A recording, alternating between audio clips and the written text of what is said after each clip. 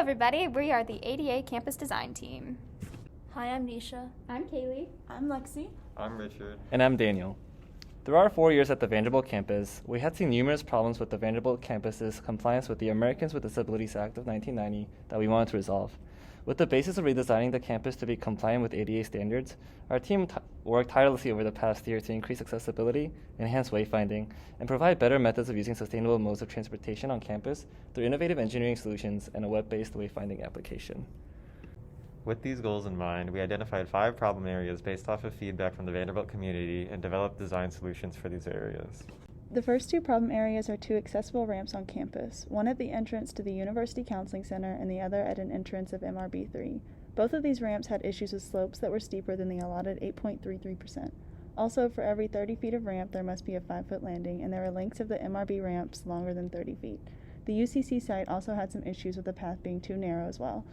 Both ramps were regraded to have compliant slopes. The UCC ramp was widened and some additional landings were added to the MRB ramp to shorten the longer ramp runs. We also added guardrails in certain places to protect against the edges of the ramp that have significant drop-offs. This problem area concerns the small ADA parking lot behind the Owen School of Management. Currently, the parking lot consists of 5 standard ADA accessible spaces with slopes of about 5%, which is too steep for ADA compliance. The ADA parking space on the far right lacks an island, also contains a 14.8% slope for adequate drainage as the stormwater inlet grade is located within this space. The adjacent sidewalk and curb ramp transition slopes are also very steep.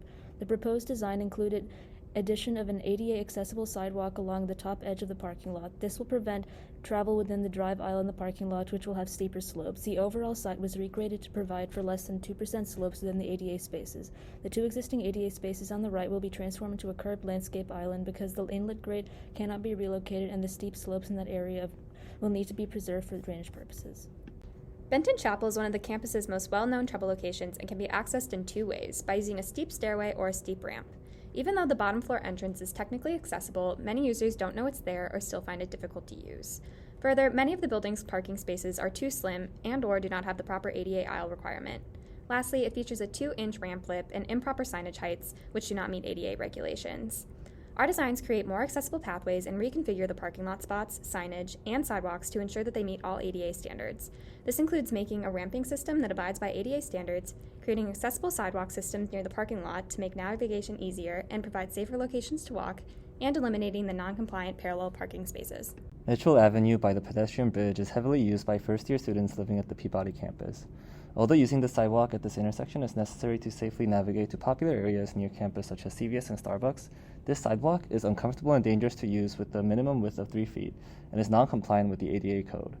Students can often be seen jaywalking the road mid-block to the wider sidewalk because the one adjacent to the Vanderbilt campus is too narrow for groups of students to use comfortably. The lack of lighting and poor traffic signage also makes the road difficult to use for bicycle and scooter users. The proposed design addresses these issues by adding a dedicated bicycle lane and a 4-foot wide furniture zone of street lamps and trees to act as a buffer between the vehicles and pedestrians. The appropriate right-of-way came from adjusting the roadway lane widths and pushing back the retaining wall adjacent to the sidewalk. To show our engineering work on these sites, with help from our mentor CESO, we made an 18-sheet plan set using AutoCAD Civil 3D. These show the existing conditions, demolition plan, proposed site plan, and grading plan for each problem area, along with some additional sheets for details. You can see our cover sheet here. In conjunction with these problem area solutions, we developed a proof of concept for an accessible wayfinding application. Current navigation apps rarely include options to avoid stairs and other barriers for people with disabilities. Our project shows a method of solving this problem. The proof of concept was developed as a web-based application and is shown here. Developed using Google Maps JavaScript API, it can provide alternative routes depending on whether the disability option is checked. For example, pictured here is the route given between Featheringhall Hall and Vanderbilt Law School when the option is unchecked. Once checked, the routing service will path around the accessibility barriers as shown here. The physical mapping systems currently placed around campus are old and outdated. Our team created new updated maps that accommodate the changes made to Vanderbilt's campus as of fall of 2020. We propose placing them at highly trafficked locations around campus such as Rand, Commons, the Rec, among others. For the drainage analysis, new sidewalk paths are proposed on the Owen and Benton sites, which will increase the overall impervious areas on these sites. The goal was to compare the sites and the existing and proposed conditions using hydroflow and Civil 3D to find out whether inlet overflow or ponding would be an issue. For pastimes, the team mapped out routes between cross-campus locations that would be completely ADA accessible over their entire length, using ramps and avoiding stairs and steep paths. Based on the walk times, the team concluded that there should be longer pastimes between classes to allow adequate time to reach destinations.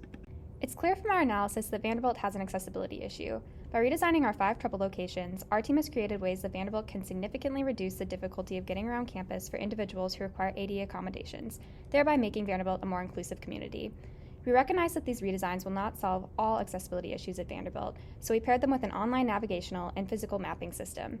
The online system will significantly benefit users' experience by showcasing the fastest, safest routes for them to take based on their physical abilities. Furthermore, it can reduce time wasted frustratingly trying to find a path that works for them to get to their desired destination. The physical mapping system will benefit the entire Vanderbilt community by more accurately showcasing Vanderbilt's campus today. By implementing these measures, we truly believe that the ADA Campus Design Project will make Vanderbilt University a more inclusive and accessible community for all.